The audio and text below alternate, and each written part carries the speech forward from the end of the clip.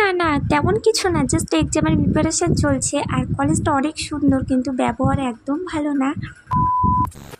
Hello everyone, আসসালামু আলাইকুম। কেমন আছো সবাই? আশা করি সবাই ভালো আছো। তো আজকে হচ্ছে আমার ইউনিভার্সিটির এক্সাম আছে, ওই কারণে আমি রেডি হয়ে তাড়াতাড়ি চলে আসলাম। স্কিপ না করে ফুল ভিডিওটা দেখতে থাকো।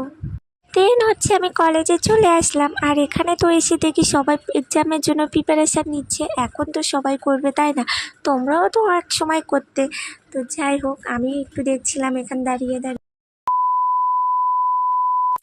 হাই, আমার এক্সাম ছিল দুটো, 10টা থেকে 1টা পর্যন্ত, 2টো থেকে 5টা পর্যন্ত। তো অলরেডি আমার একটা এক্সাম হয়ে গেছে। দেন হচ্ছে আমি আর একটা এক্সাম দেওয়ার জন্য প্রস্তুতি নিচ্ছিলাম। আর কলেজটা সত্যি অসাধারণ, মানে খুব সুন্দর দেখতে কলেজটা। আমাদের কলেজ থেকে অনেকটা ভালো এই কলেজ। যাই হোক, যে আমার ভিডিওটা দেখছো, একটা লাইক কমেন্ট সাবস্ক্রাইব অবশ্যই করো। তোমরা না সাপোর্ট করলে আমি একদম এগোতে পারবো না। আর এখানে তো একটা গোলাপ গাছও আছে, আর এই গোলাপ দেওয়ার মতো আমার তো কেউ নেই। তো যাই হোক, সব বাদ দাও।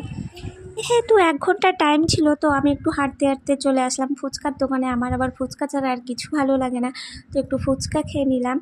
আর এই কলেজের পরিবেশটা কত সুন্দর, যেটা গাছ, তার গাছের গায়ে নাম লেখা আছে।